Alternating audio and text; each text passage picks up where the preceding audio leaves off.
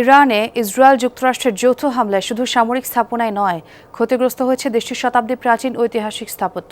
কর্তৃপক্ষ জানিয়েছে 2 সপ্তাহে হামলার শিকার হয়েছে অন্তত 53টি ঐতিহাসিক স্থান।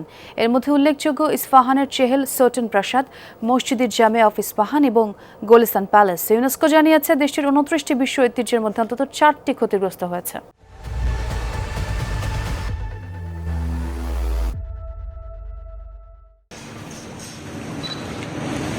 ইরানের ইস্পাহানে চেহেল সোটন প্রাসাদের দৃশ্য এটি। যুক্তরাষ্ট্র ইসরায়েলের যৌথ হামলায় ক্ষতিগ্রস্ত ইউনেস্কোর বিশ্ব ঐতিহ্য তালিকাভুক্ত এই স্থাপনা। 17 শতকের এই প্রাসাদের দেয়ালচিত্র, দরজা জানালা, স্তম্ভ ও স্থাপত্যশৈলী ছিল পর্যটকদের অন্যতম আকর্ষণ। ক্ষতির শিকার শহরের 1000 বছরেরও প্রাচীন ধর্মীয় স্থান মসজিদ জামে। ইসলামী শিল্প ও স্থাপনার বিবর্তনের ইতিহাস জানতে গবেষক, পর্যটক, স্কলার সহ বিভিন্ন শ্রেণীর মানুষের তীর্থস্থান এটি।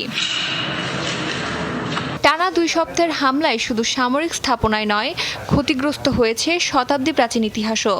দেশটির সাংস্কৃতিক ঐতিহ্য মন্ত্রণালয় জানিয়েছে 56টি প্রাচীন স্থাপত্য ক্ষতির মুখে পড়েছে। এর মধ্যে রয়েছে জাদুঘর, ঐতিহাসিক বাজার, সরকারি ভবন এবং মসজিদ।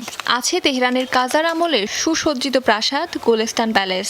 সরকার জানিয়েছে কুর্দিস্তান অঞ্চল ছাড়াও লোরেস্তান ও কেরমানশাহ প্রদেশের বিভিন্ন ঐতিহাসিক স্থাপনাকে লক্ষ্য করে হামলা চালানো হচ্ছে। পরিস্থিতি নিয়ে উদ্বেগ জানিয়েছে ইউনেস্কো।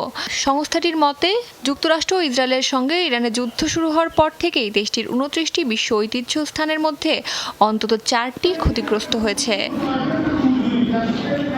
অস্মিতা বিশ্বাস, যমুনা নিউজ।